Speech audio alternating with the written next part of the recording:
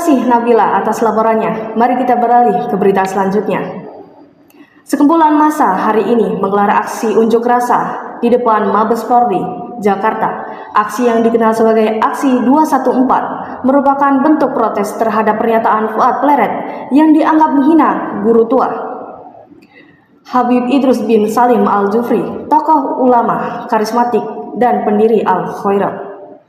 Para demonstran mendesak agar pihak kepolisian segera menindak tegas Fuad Pleret agar dimasukkan dalam penjara dan mendapatkan hukuman atas penghinaan terhadap tokoh agama. Untuk mengetahui perkembangan selanjutnya, kita sudah terhubung dengan reporter kami, Larry, yang berada di lokasi. Larry, bagaimana situasi di lokasi tersebut?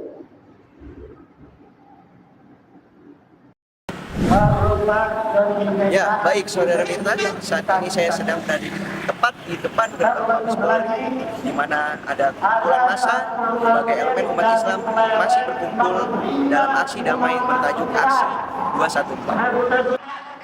Mereka datang dengan mengenakan pakaian serba membawa spanduk dan poster yang berisi tuntutan agar Fuad Pleret segera diproses hukum atas dugaan penghinaan terhadap guru besar Habib Idrus bin Salim Al-Jufri, sosok yang sangat dihormati khususnya oleh masyarakat Asia Timur, para murid Al-Khairat. Seruan tangkap dan penjarakan Fuad Pleret terdengar berulang kali menggema.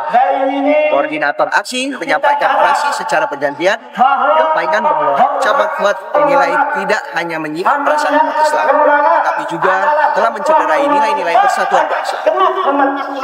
Masa aksi juga menyerahkan surat tuntutan secara resmi kepada pihak polisian, minta agar kasus ini segera ditangani secara serius dan transparan.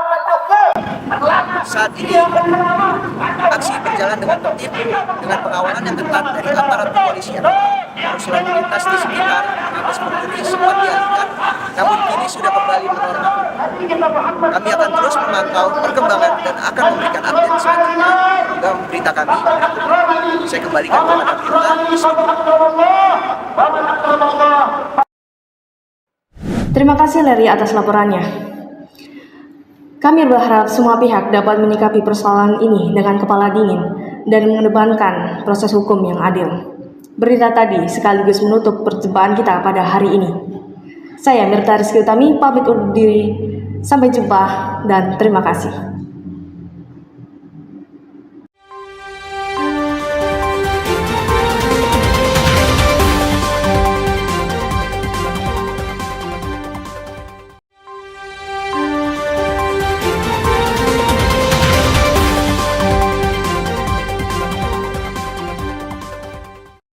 Selamat pagi pemirsa, Anda kembali bersama kami dalam program Berita Golden Time News. Saya Mirta Rizky Utami akan menemani Anda dengan dua berita utama pada hari ini. Pemirsa, Hari Buruh Internasional atau yang disebut May Day digelar terpusat di Monumen Nasional, Jakarta dan dihadiri oleh ribuan buruh dari berbagai daerah. Selain para buruh, perayaan ini dihadiri oleh Presiden Republik Indonesia, Prabowo Subianto, serta jajaran pejabat negara lainnya. Terdapat 6 tuntutan yang disampaikan dalam aksi ini, dan dalam aksinya perayaan ini dihimbau untuk terus berjalan dengan damai. Untuk melihat situasi langsung di sana, kami sudah terhubung dengan reporter kami, Nabila. Nabila, bagaimana situasi di sana?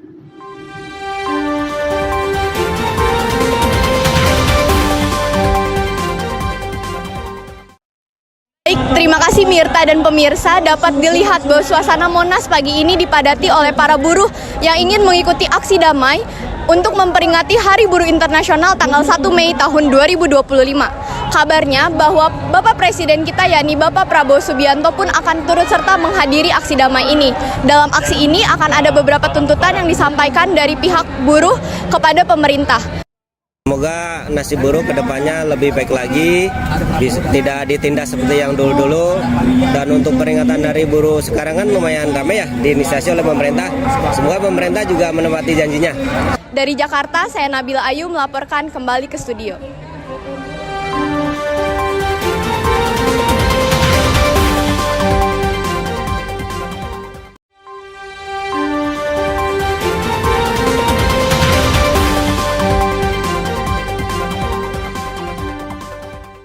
Selamat pagi pemirsa, Anda kembali lagi bersama kami dalam program berita Golden Time News. Saya Mirta Rizky Utami akan menemani Anda pada berita hari ini. Pemirsa, di tengah perkembangan pesat teknologi pertanian saat ini, salah satu inovasi yang tengah ramai diperbincangkan oleh masyarakat yaitu bercocok tanam dengan sistem hidroponik. Tidak hanya diterapkan di rumah atau perkantoran, sistem ini juga diterapkan di ruang publik. Sebagai contoh menariknya ada di Kota Bogor, tepatnya di Taman Helang. Di sana, pengunjung bisa menikmati keindahan taman dengan berbagai fasilitasnya. Di sana, pengunjung bisa menikmati keindahan taman dan berbagai fasilitasnya dan penerapan sistem hidroponik yang ramah lingkungan. Bagaimana keindahan dan manfaatnya? Simak laporan berikut yang disampaikan oleh reporter kami, Larry.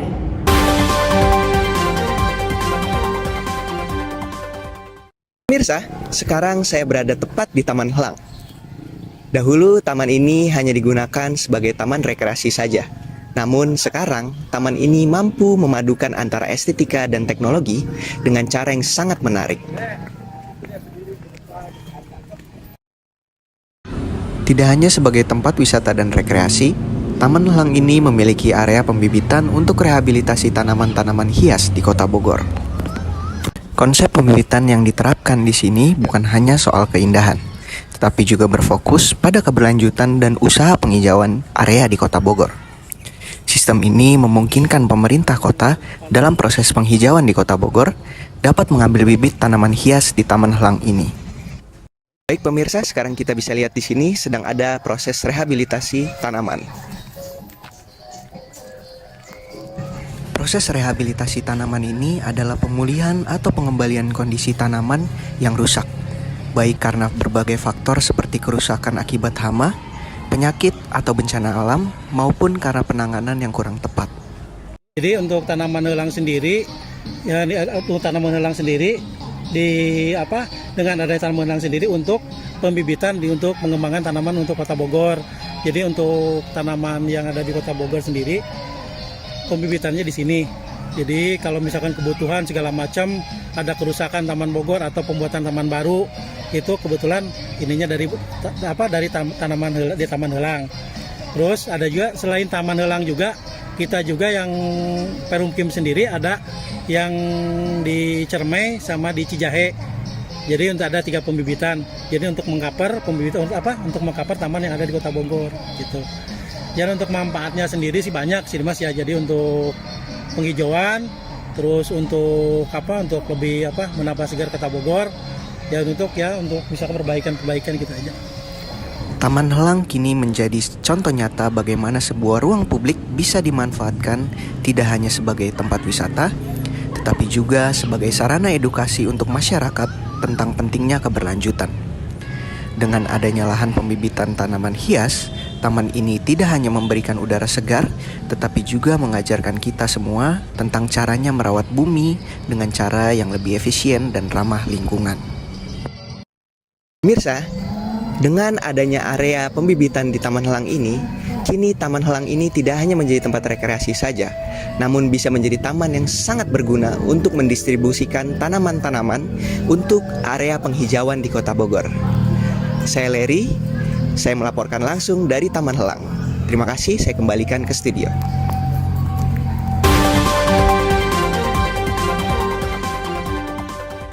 Demikian laporan kami pagi ini. Saya Mirta Rizky Utami, pamit undur diri, selamat beraktivitas.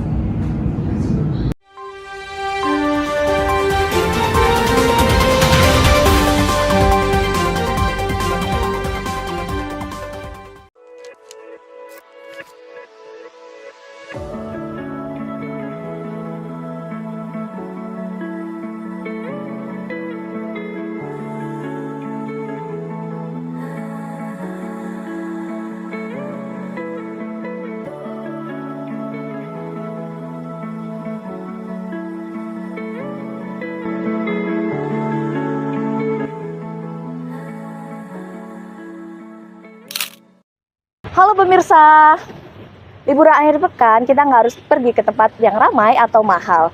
Di Kota Bogor, Jawa Barat, terdapat tempat wisata yang unik menyuguhkan pengalaman yang berbeda. Imah Keramik merupakan tempat wisata yang unik, memberikan suasana yang asri dan juga wisata edukatif. dari kita bisa melihat bagaimana pembuatan keramik dan juga membatik kayu.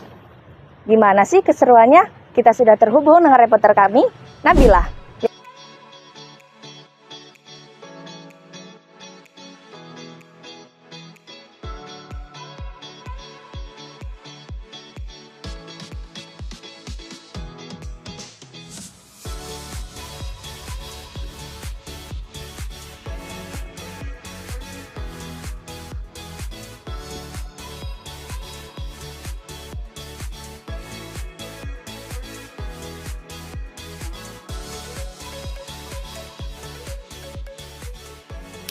Baik, terima kasih Mirta. Kembali lagi bersama saya pemirsa. Hari ini saya sedang berada di salah satu wisata edukasi yang ada di Kota Bogor, yaitu Imah Keramik.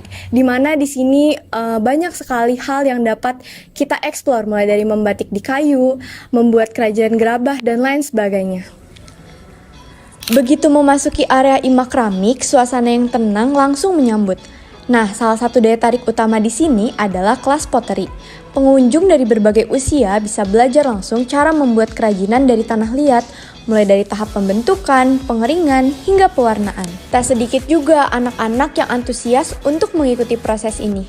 Meski tangan mereka penuh dengan tanah liat, keceriaan tetap jelas terlihat. Bahkan hasil karya mereka bisa dibawa pulang sebagai kenang-kenangan loh. Pemirsa semuanya, di sini saya sedang bersama dengan pengunjung dari Imah Keramik Bogor. Bolehkah namanya siapa? Aku Alia. Saya Dimas. Asal dari Bogor ya, Dodo? Iya, dari Bogor. Gimana nih Kak, tanggapan atau kesan dan pesan setelah membuat kerajinan di Imah Keramik? Happy sih, happy banget. Jadi dari yang belum tahu jadi tahu gitu. Kalau saya sih banyak mendapatkan ilmu ya di sini, terutama untuk membatik dan itu membuat kreasi dari tanah liat begitu. Oke, kalau Kakak sendiri tahu Imah Keramik ini dari mana sih Kak? Dari TikTok. Awalnya nyari-nyari, terus ya udah dikirim, ternyata pengen ya ke sini. Oke, terima kasih Kak. Tak hanya keramik, di Imah Keramik ini juga menawarkan kelas membatik kayu. Kegiatan yang menggabungkan antara seni lukis dan kearifan lokal. Pengunjung diberi media kayu yang sudah diberi motif dan diajarkan cara membatik menggunakan kuas serta pewarna alami. Nah, sekarang aku mau mencoba nih untuk membatik di kayu.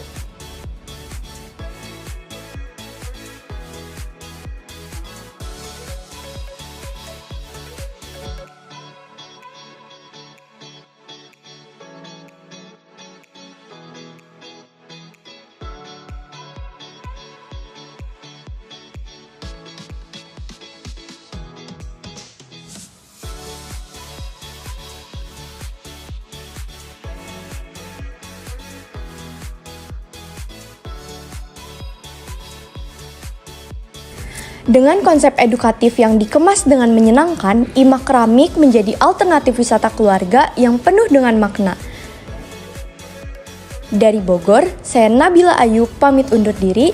Sampai jumpa dan selamat berakhir pekan.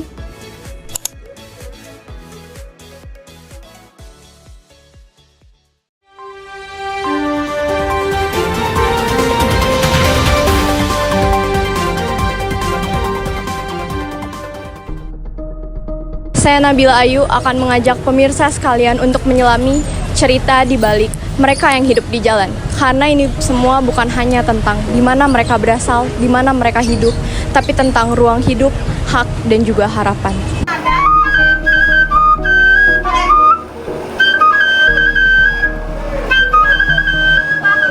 Mereka hadir di setiap perempatan, menyanyikan lagu dengan gitar lusuh atau memegang kaleng sumbangan. Sebagian menyebut mereka pengamen jalanan, tapi belakangan mereka disebut potensi kriminal jalanan. Pemerintah Kota Bogor bersama Satgas Operasi Premanisme kini menyasar para pengamen dan pengemis yang dianggap meresahkan. Operasi ini dilakukan rutin setiap hari di sejumlah titik strategis di Kota Bogor.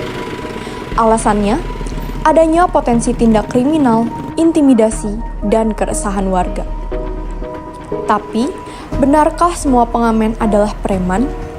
Atau justru ini cara negara untuk menyapu bersih wajah kemiskinan dari jalanan?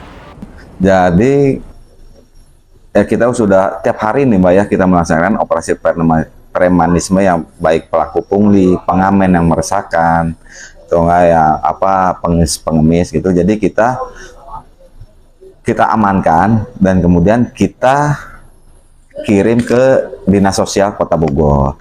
Nah, kalau yang yang meresahkan itu ya kita amankan. Itu ya kita kembali lagi bahwa korban ini tidak ada yang melaporkan. Jadi ya kita kirim ke dinas, setelah kita data, kita kirim ke Dinas Sosial Kota Bogor, begitu Mbak. Tapi, suara lain muncul dari jalanan. Suara mereka yang tak punya panggung di ruang rapat, tapi hidupnya bergantung pada perempatan. Nama saya Diki, Kak. Selama di jalan, ya kalau misalkan ada razia sih, emang sih ya harus ada. Kalau Bogor mau kayak semacam Jogja, kayak semacam Bandung tuh Braga, harusnya pengamen tuh disediain tempat. Ya pengennya tuh buat pengamen yang di Bogor semua tuh, kita pengennya tuh kayak gitu maksudnya. Jadi cuma ada satu tempat, cuman bergantian. Kalau misalkan nggak boleh ngamen di angkot ataupun ngamen di pinggir jalan, terus mungkin ya kalau pedagang sih sampai sekarang kan soalnya ini udah termasuk wilayah kuliner ya. Kalau buat razia-razia di sini tuh kalau pedagang udah enggak, paling cuma masih pengamen doang. Cuma sekarang mungkin masih lagi ditata sama wali kota kali ya Kak.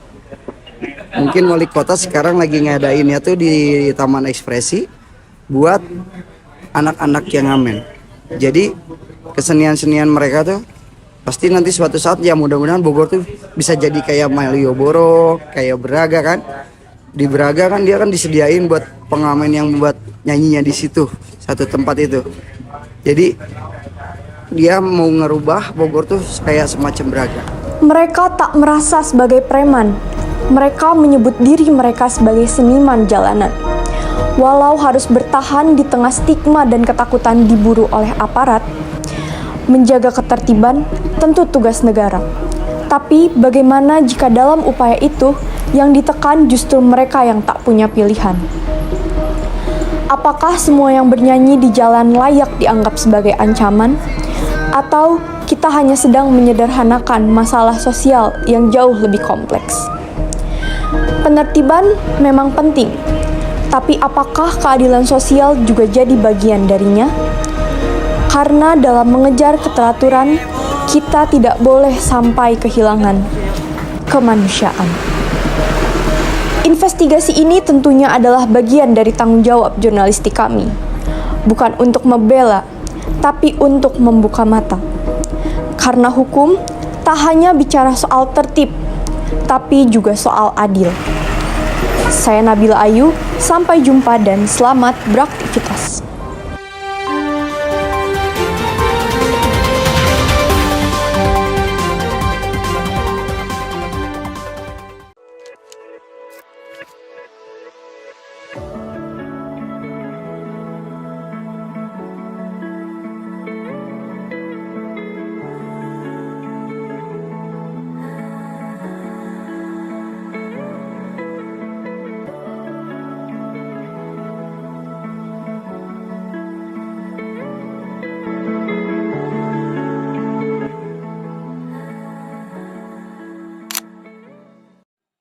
Halo, selamat pagi pemirsa sekalian. Kembali lagi bersama saya Nabila Ayu yang akan menemani akhir pekan Anda semuanya. Berbeda dengan hari Minggu lainnya, hari ini saya langsung hadir di alun-alun Kota Bogor, di mana diselenggarakan Festival Budaya Nusantara ke-16 yang dilaksanakan oleh mahasiswa Program Studi Komunikasi Digital dan Media Sekolah Vokasi IPB University.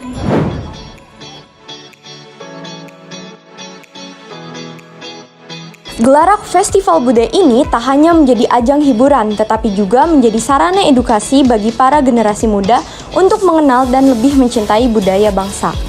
Indonesia sendiri adalah negara yang kaya akan budaya dari Sabang sampai Merauke, dari Miangas hingga Pulau Rote. Ribuan suku dan adat istiadat membentuk identitas bangsa yang beragam. Salah satu kekayaan budaya itu hadir dari tanah Borneo, tepatnya di Kalimantan Barat. Kalimantan Barat sendiri menampilkan budaya yang memukau dengan menampilkan rumah adat panjang yang ikonik serta aneka kesenian tradisional dari masyarakat Dayak. Melalui rumah adat yang dipamerkan, pengunjung diajak menyelami filosofi hidup masyarakat Kalimantan Barat yang menjunjung tinggi kebersamaan, keselarasan dengan alam, serta nilai-nilai spiritual yang kental. Baik pemirsa sekalian, saya saat ini langsung bersama dengan ketua dari kelompok yang membawakan budaya dari Kalimantan Barat. Baik, namanya siapa? Nama saya Devi Radika Supriyadi. Kalimantan Barat. Benar sekali.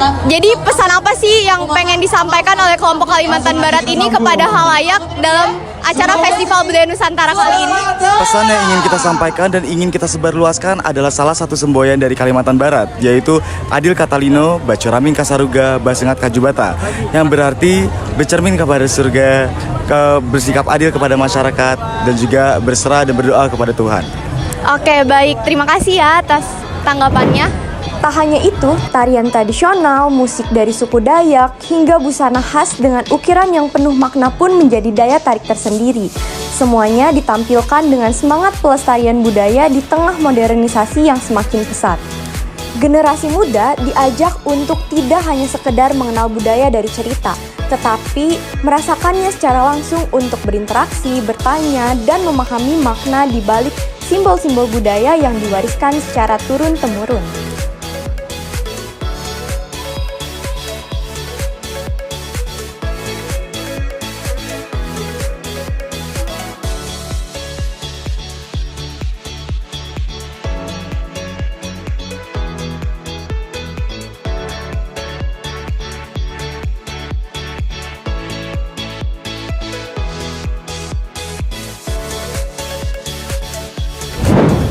Nah, itu dia laporan yang dapat saya sampaikan langsung dari alun-alun Kota Bogor. Semoga acara ini dapat memberikan dampak positif dan berkelanjutan bagi masyarakat.